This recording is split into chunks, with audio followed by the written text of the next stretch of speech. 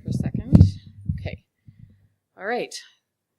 So everybody's primed, I think. We're good to go now.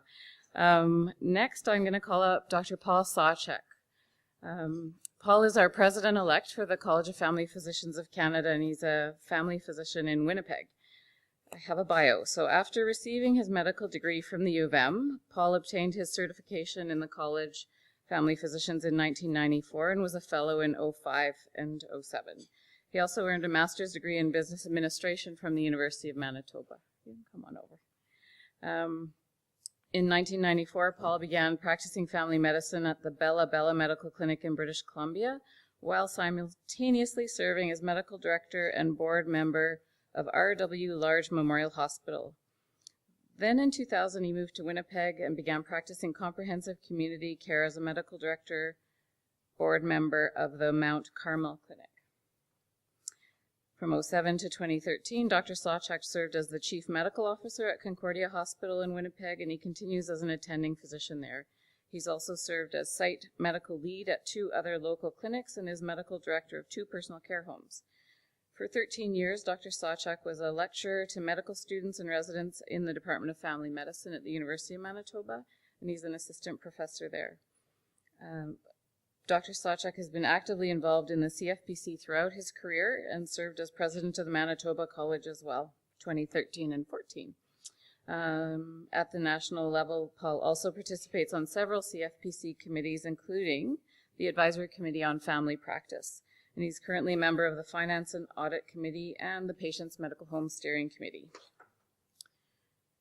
He's been serving on the CFPC board as a representative from the Manitoba chapter for, he did that from 2012 to 2014, and director at large 2015 to 16, and now you're the president's treasurer, then president-elect. Dr. Paul Sawchuk.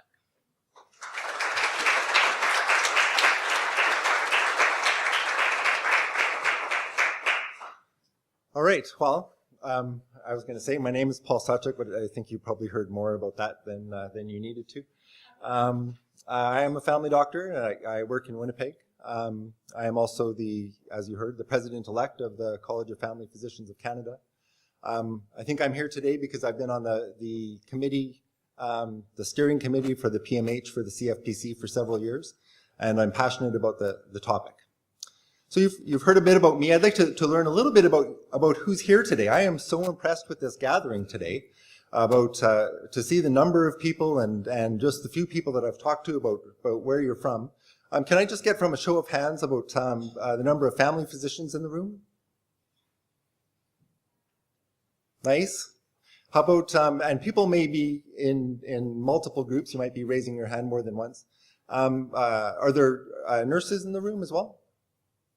A few nurses in the room. People from the Health Authority or the Ministry of Health. Good representation, good. Folks who are representing the SMA. Lots of representation there. Affiliation with the university. Oh.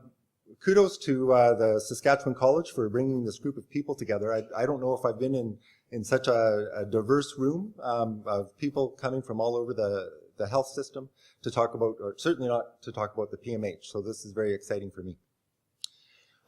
In preparing for this, I took a look at the Saskatchewan government website to see what was written there about primary care. There's some excellent resources there on primary care. So I'm not sure that I'm going to be able to bring too much new to that. I was impressed to see what was there. I think hopefully most of what I'm going to be saying will be affirming the direction that you're already taking. I'm going to be working 2 different systems here because I wasn't able to coordinate. So it might be a bit awkward. All right. Okay, I think I'm on the same system here. Now, my objectives for this talk is to answer the question about why we need to improve on the status quo. Well, I think from Pam's talk, we just had a bit of a reflection on that. And that was from one perspective. I'm probably going to bring a different perspective about the same urgency to improve. I'd like to see how the new patient's medical home model has been updated. And I'd like for the people here to make one concrete goal for yourself that you can to act on when you get back to your regular work tomorrow. These are my objectives in the way that I think about them in the language in my head. So that'll come up more. So first, why the PMH? Why shouldn't we just continue to work in the way that we've been doing things for the last 50 or maybe even 100 years? So I went to the Canadian Institute for Health Information website to learn a few things about how Saskatchewan was doing in healthcare. Probably many of you are somewhat familiar with this statistic. I have to say, I was surprised that Saskatchewan spends probably 15% more per person on average than the Canadian average. Some people in my environment, I think, are a bit critical of Canadians spending so much on healthcare. For me, I don't think I'm so critical.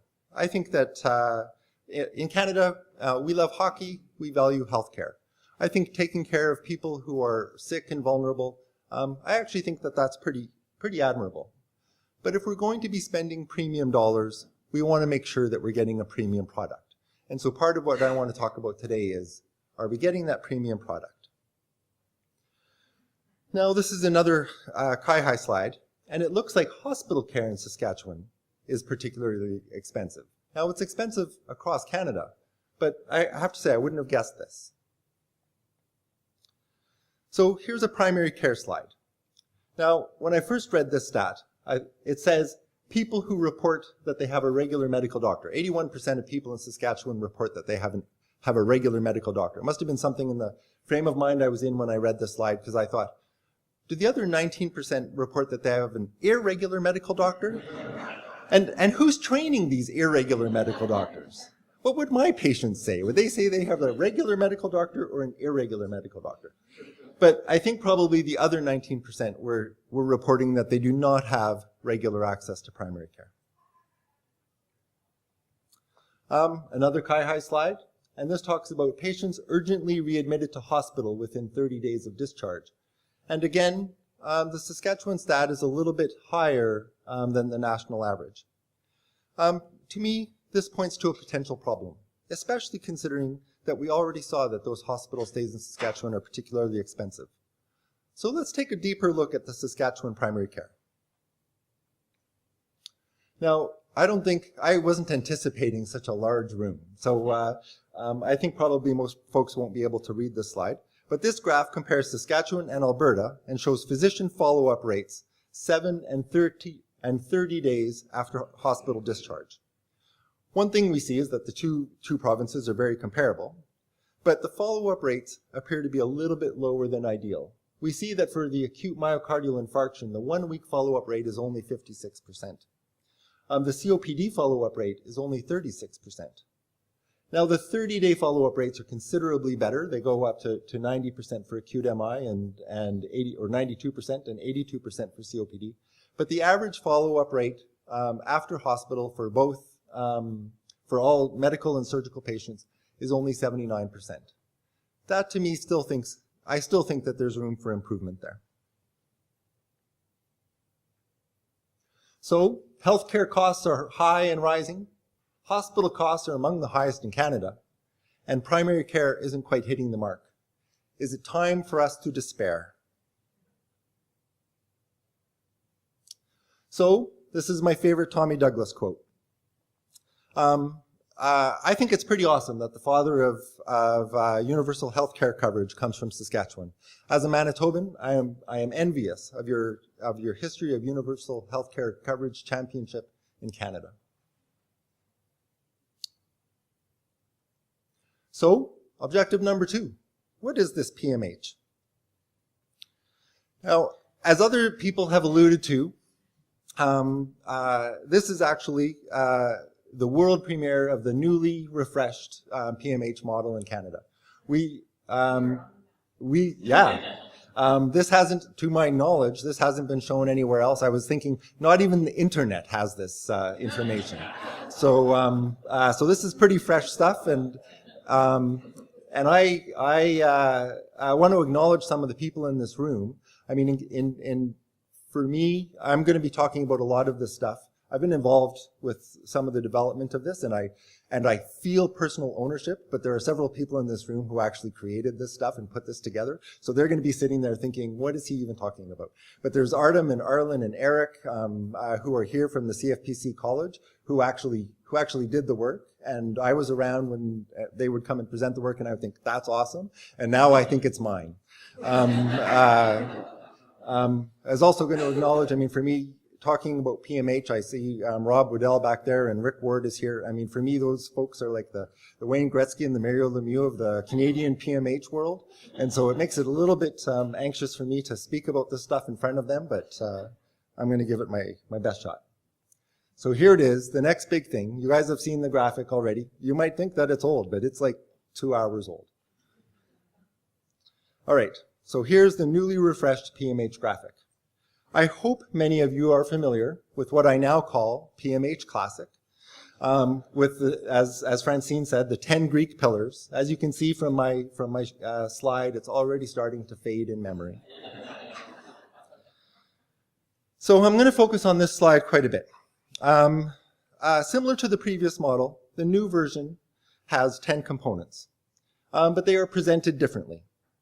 The first 3 are now on the bottom in the orange section, and kind of as the foundation for the home.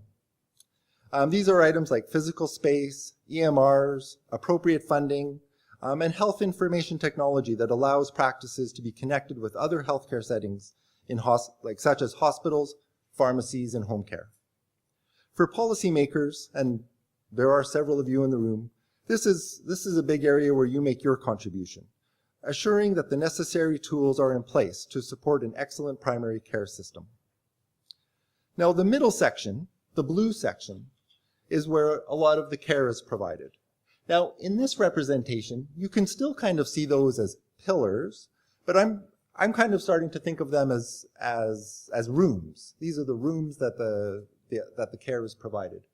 The first one on the left is accessible care, and we heard from Pam's story is sometimes healthcare, although we know, I have a very high opinion of our healthcare system in general, but we know that sometimes that not all of the excellent services are universally accessible.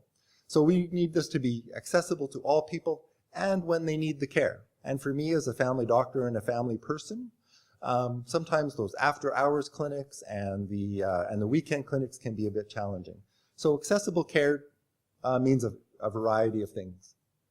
The next slide is about continuity of care, and I think Pam touched on that several times in her talk about the importance of that. And I think of that as the special sauce of family medicine.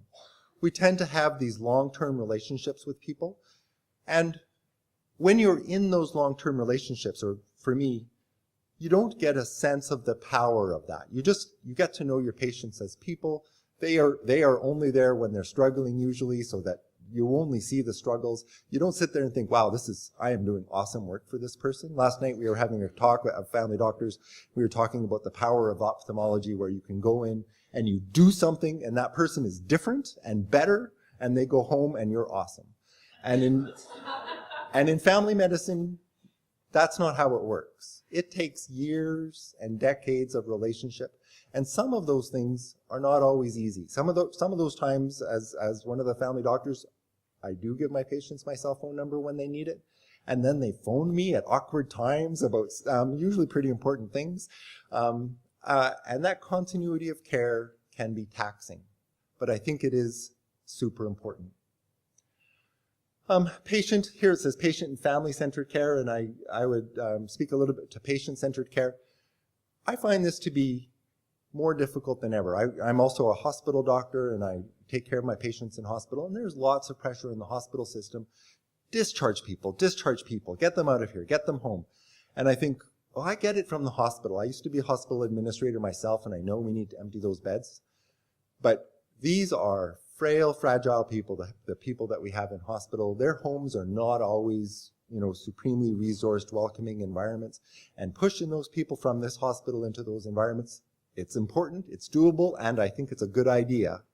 But it takes a lot of work to do that. And so to think of a system, to think, how do we do that really well is a challenge for us. I also think in our opioid crisis world, that's a challenge for me. I have lots of patients on long-term medications, and there's lots of pressure to change those medications up and to think, how do we do that in a truly patient-centered way? We have to do it, but I have to say I'm struggling and to think of how we do that in a patient-centered way. The next room, comprehensive team-based care with family physician leadership. So there was lots of discussion on the team about what we should call this pillar. At one time, we considered, how about we say comprehensive team-based care led by a family physician? And I think that makes a lot of sense in a lot of contexts. I've been involved with a fee-for-service clinic where the doctors own the building, they operate the clinic, they bring in all of the revenue for the clinic, they hire all of the staff, they supervise all of the staff. They are the bosses. And that clinic works super well. It's a really high-functioning clinic. So that model is a good model, but I'm not sure it's the only model. Most of my work that I do, I'm in a publicly funded clinic where we have a diverse interprofessional team, and we have nurses and nurse practitioners and counselors, dietitian, and a clinic manager who supervises those people and hires those people. She hires everybody except for the physician staff. And she doesn't report to me. I sometimes think, oh, you should report to me, but somehow she's never really gone for that. So she does her own thing, and but I participate in leadership. I'm there at the table, and I think we had thought about doing this as comprehensive team-based care and just not talking about the leadership style. But I think among our table, we thought it's very important for family physicians to participate in some way in leadership. I think that's key for the model. The fifth room is community and social accountability. And of course, in a PMH, you don't just take care of the patients when they're in the home. You care about them in all contexts of their social life. And I think one of the places that we saw that was important was a few years ago when healthcare coverage, there was an advocacy by family doctors to re-extend healthcare coverage for refugees in Canada, in my mind, to put the universal back in universal healthcare. And I think family doctors were important on that issue. Now, the roof of this model is actually one of my favorite parts. Now, it is the green part, and it looks like an arrow pointing into the future. And I think that's appropriate. These are the future-oriented components of the home. So one of them is training, education, and continuous professional development. So that means training ourselves and making sure that we're in good shape to be family doctors in the future. Training family physicians, so training residents and students in the home. That's obviously a very important part. So I think we actually do that stuff pretty well as family doctors. I think that's a good part of our system. The very tip of the arrow talks about measurement, continuous quality improvement, and research. Well, I don't know how things go in Saskatchewan, and I know things are better in lots of jurisdictions than they are in Winnipeg, but in Winnipeg, I think we spend so much time thinking about accessible care and continuity of care and patient-centered care and comprehensive team-based care. We're not always thinking about the QI issues and the research issues, but I think these are very important to make sure that our product is excellent going into the future. And I know that the College of Family Physicians of Canada also believes that QI and research are important for family doctors, and that we're working as a college to think of some national projects to strengthen these issues so that we're stronger in the future than that we are in the present. So here's some accompanying slides that talk about things that I just covered. All right. The next part is to talk about patientsmedicalhome.ca. Janet mentioned the excellent literature that's there at the back. Part of the Patients Medical Home is this website, which you can get to from the CFPC website, but is actually its own website. And it has lots of resources. So you see some printed resources at the back. All of those are, of course, available electronically. This one that I highlighted talks about team-based care in the patient's medical home.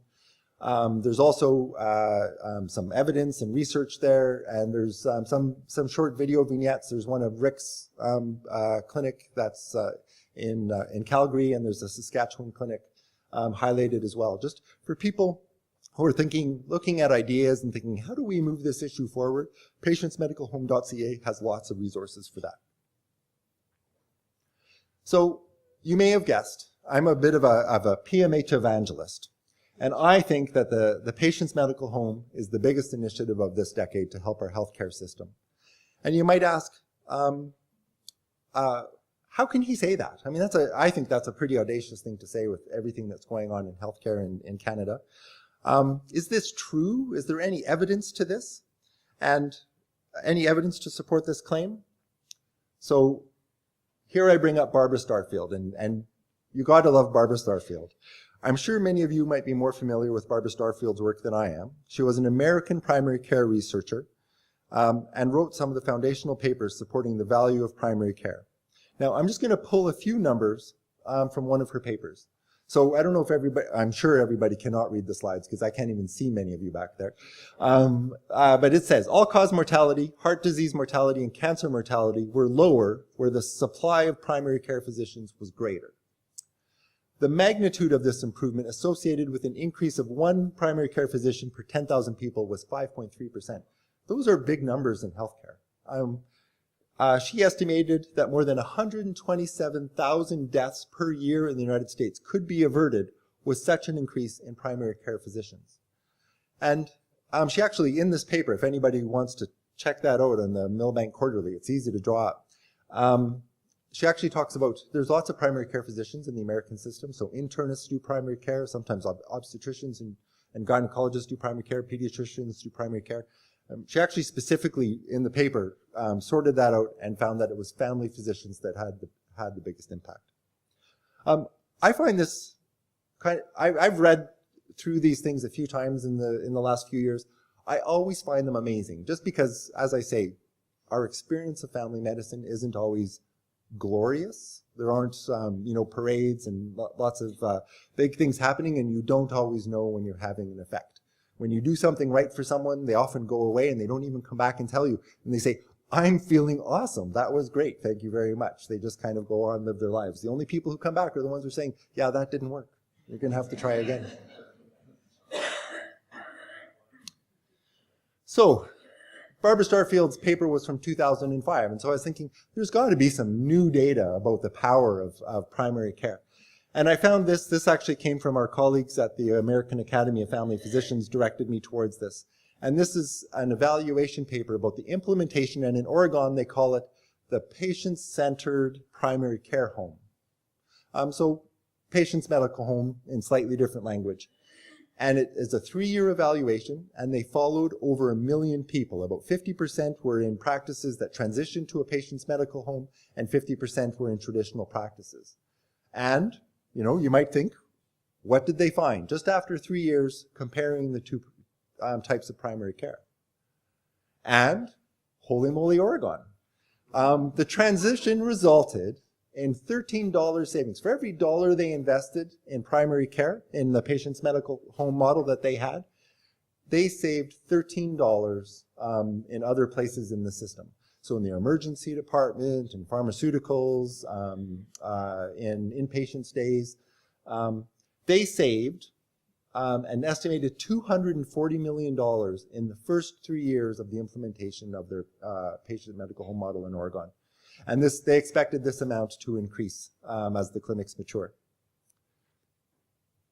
I included this next slide because I thought some of you might, there may be number crunchers. I personally am a little bit of a number cruncher, and I like to think, how did they save that money? And so I know you can't read this slide, and it's kind of a dull slide, but I actually thought I would put that in there in case anybody goes through the slides later to think, how did those Oregon people, and you can actually just Google this up and bring down the Oregon PCPCH, and it gives you the whole report, and it talks to you about where they saved their money. And the bottom right-hand corner, a lot of it was on inpatient hospital admissions. So these are some of the reasons why I think the PMH model is so important to our healthcare system. So I've covered, I think, the why PMH and what is PMH? So now, how PMH? All right, so I told you before that I work at a publicly funded clinic with a large interprofessional team. We have doctors, we have nurses, we have nurse practitioners, we have dietitian, counselor, we have 4 midwives in our clinic. So it's a pretty large interprofessional team. And this is a picture of our team when we were out at we took a team building weekend out at Falcon Lake, which is just outside of Winnipeg. So it gives you a picture of our team. And it's a great experience. We really like the team. We think that we do good work. It feels good to us. We think it's useful for our community. But it's only kind of one model of the PMH. And there was a time several years ago when I thought there was somewhere out there the model of the PMH, that there was like one way to do this and everybody had to do it the same way and we just needed to find that way. And in the last several years, I have to say, this is what I found, that there's lots of different models. There's different funding ways that make sense. There's benefits to each model. And so in the next part of the talk, I'm actually just going to be kind of re-emphasizing this about how you look at forwarding the PMH will depend a lot on your context. It'll depend on your community. It'll depend on your existing staff. So I'm just going to talk about some of the broad principles of implementing PMH in whatever model. This was a slide. This slide speaks for the value of nurturing organic experience versus imposing external solutions. And I think in our environment, and I would guess in any environment, we like doing things how we like doing things, and we're really reluctant for people to come and say, this is how you have to do them. It just changes our energy. Instead of thinking, okay, this is what we want to achieve, how are you guys going to get over there, and how can we support you as a team? So one size doesn't fit all. There is no one big fix. And the one that I like at the bottom, I think is, I'm not even sure who said this, but culture eats strategy for breakfast. So sometimes you have these best laid plans, and we're going to do this and do that, and we're going to have this person there. Good luck to that. Lots of places have their own existing culture. We looked at agile management principles from Jürgen Appello. He is a software developer. His management principles had nothing to do with healthcare. It was very interesting to us and talked a lot about team building. I see that I'm getting my 3-minute. I think that's what that is. Or maybe he was just like grading me out of 10. Thinking, and I think, oh my gosh, I was a 5 just 2 minutes ago. I must really be tanking.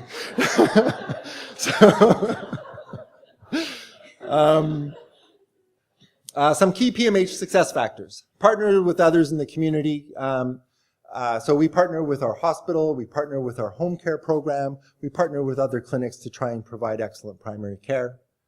Now you may have seen this on the other slide, and this is one, for me, I'm 50 years old, and I have to say I'm embarrassed about the things that I'm still learning about all kinds of things in the world, but I should have learned this kind of thing decades ago.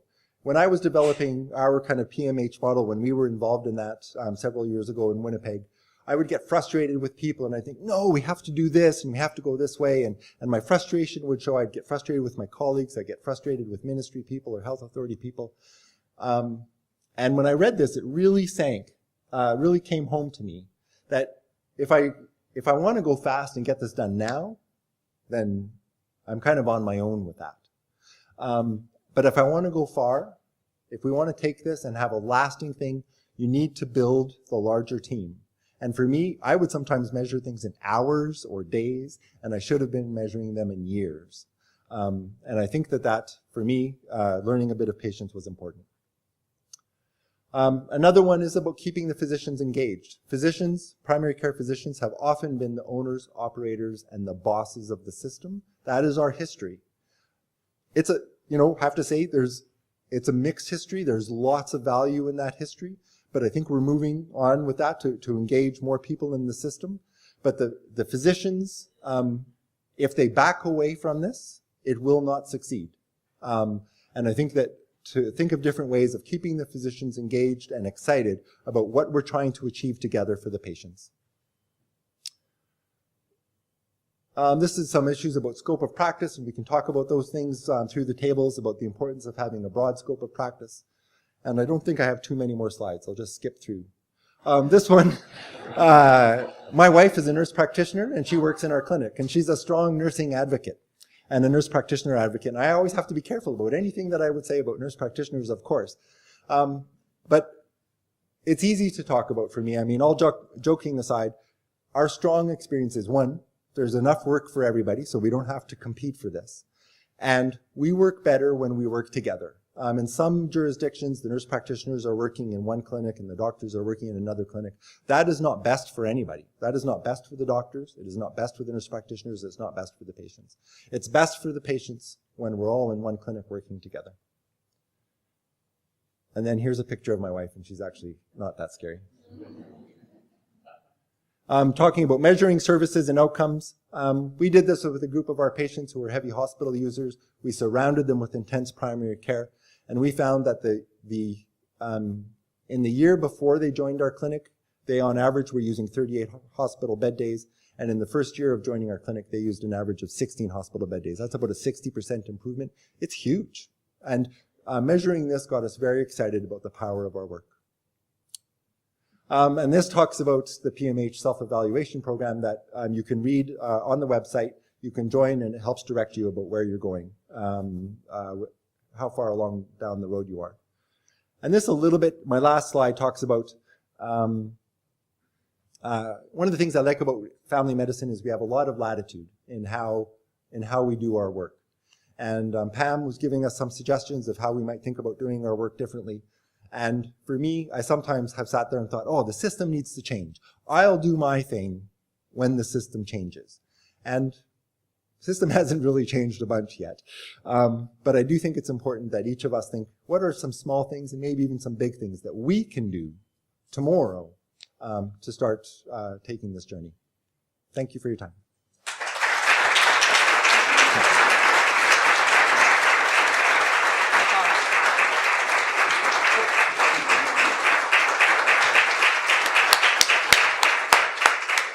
PMH Evangelist, why didn't I think of that?